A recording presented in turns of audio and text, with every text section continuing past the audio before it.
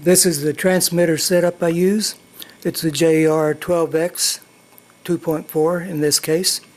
I've set the flap switch up here to turn the gyro from rate mode to heading hold mode.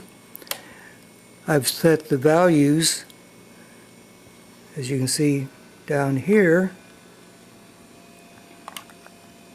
I've set the values of the heading hold mode to 99 and the rate mode to 10, and we switch between those two. The rate mode at 10 effectively turns it off.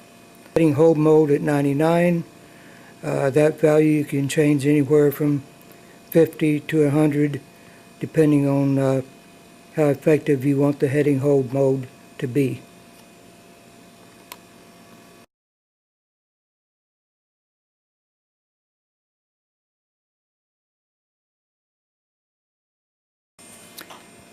Here we have our airplane. We have a battery over here where you can't see it. It's fed into the motor speed control, which has a battery eliminator circuit. I'm using this to get a fairly high, very good regulated voltage into the receiver gyro system to stop any drifting due to voltage changes. We'll show that later on. The gyro is mounted on the side of our airplane fuselage, as it were. The yaw axis is straight up and down here, and we're feeding into a JR digital servo in order to get the most accurate look at what we're doing.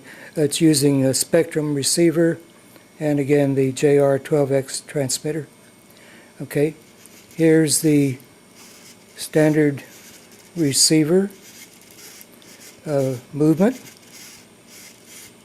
or standard rudder movement. I turn the gyro on, put it in the heading hold mode, and you can see we're just about at zero drift type conditions. If I rotate this a little bit, you can see the gyro rudder, or the gyro feeding the servo rudder, deflects to stop it from moving, and we go back to the zero condition. So that's basically what we desire. Now typically when you get the gyro and plug it in the first time, it's going to do this in heading hold mode. The heading hold mode will need to be adjusted. The rate mode is still going to look fine, because when you put it in rate mode it bypasses the gyro basically in our setup. Heading hold mode, it's off to the side. So we want to give, like in this case, left rudder trim. Go to the rate mode. See what it looks like in heading hold mode. Give it some more left trim. Check it again in heading hold mode. And we do this back and forth until we finally get the rudder staying pretty well neutral when we switch back and forth between the rate mode and the heading hold mode.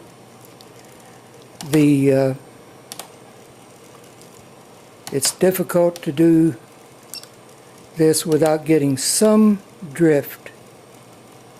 This is a relatively inexpensive gyro, and we can't expect perfection out of it.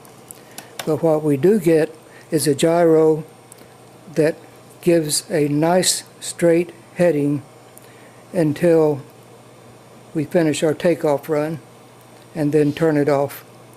What I do typically is taxi out, line up on the runway, and at that point I finally switch onto the heading hold mode and proceed to take off right away.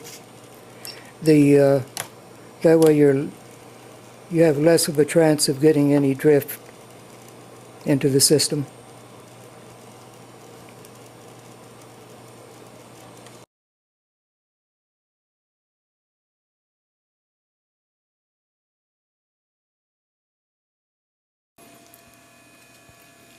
Here's a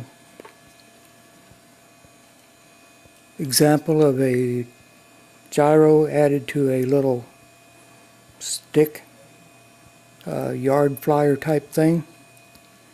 It's just stuck out on the outside of the bottom of the wing, and it's absolutely a no hassle type installation. As you can see, not a whole lot of finesse put into it. Okay. Typically, the first time you turn the airplane on with the gyro in the rate mode, you'll have rudder control. But when you switch to the heading hold mode, the rudder will slam over to one side or the other because it's not centered out. It isn't neutralized. It isn't, you haven't accounted for the drift, as it were. So what we do is we note that it gave left rudder, so we turn the gyro off,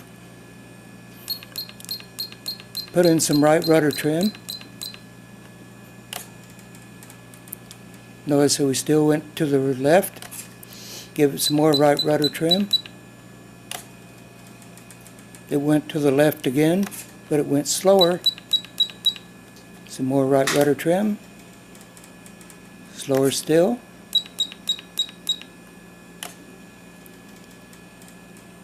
And heading hold, it's still going that way. So we put in more left rudder, or more right rudder trim. Now it's starting to slow down. Go back to the normal, put in more right rudder trim. We're getting close. Go back to the rate mode. More right rudder trim. Now we're just barely moving to the left. Go back to the rate mode. And in heading hold mode, after just a little bit of bips, we're setting. Okay. Now we're going to give you an example of the rudder response to a yaw, if I can do this right. I'm going to turn the, of course here it is without a, the gyro is in rate mode and it's turned off. Going to turn it on to the heading hold mode and yaw it. You can see the rudder response. And back to neutral. There's no rudder.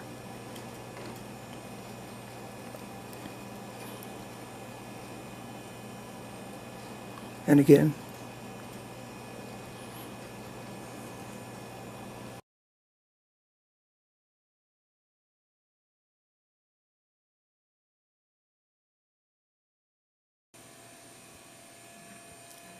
I have intentionally let this battery run down to lower than 4 volts, right around 4 volts.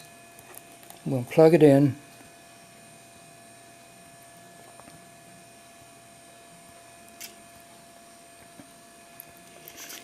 With the gyro turned off, of course, the rudder works. And of course you could fly under these conditions.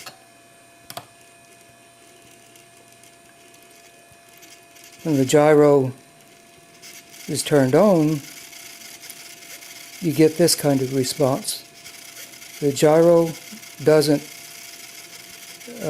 work well with the low voltage, so you should never try to take off or fly with a battery of low voltage.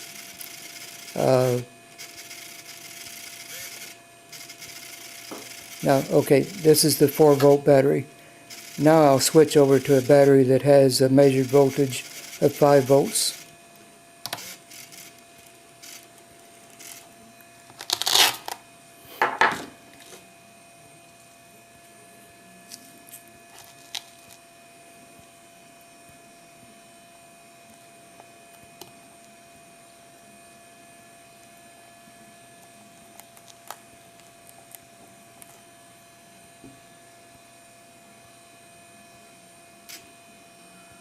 Okay, gyro off, gyro on. This is me putting in rudder commands into the gyro.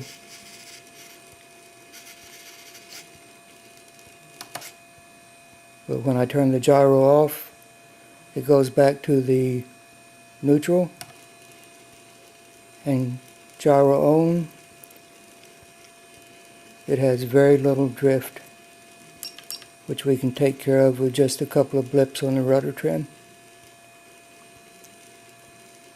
I keep drifting with my camera, sorry about that. So it shows the importance of battery voltage into the gyro.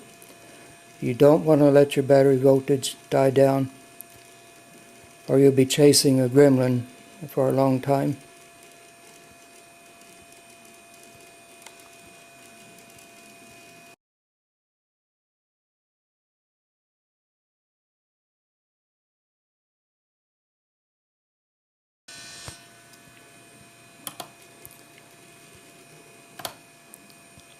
Okay, the gyro is off as we're sitting here, and you can control the rudder.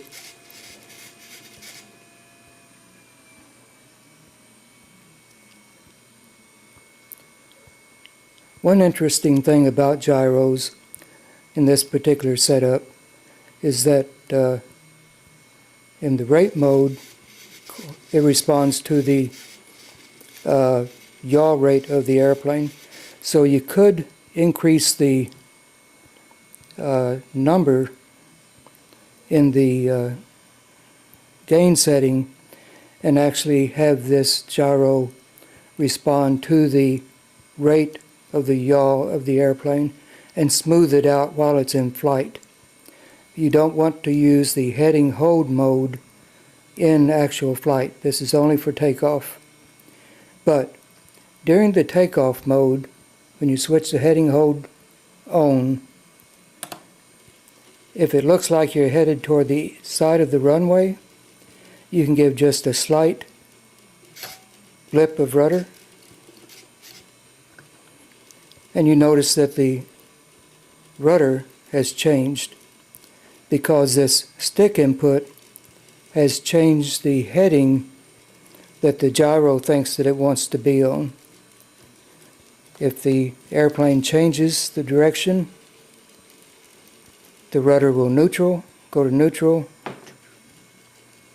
and the airplane will be going in another direction. So it's useful once you get accustomed to it to keep yourself on the runway while letting the gyro aid you in takeoff. But when you do it, use only just a blip, slight blip. I'm blipping it actually too much. A slight blip of the rudder. Don't give it rudder and hold it over, or it'll give you full rudder in whatever direction you're holding it. It won't work like your standard rudder command input. If you're going to do that, go back to the rate mode feedback so you can go back into the standard rudder control mode.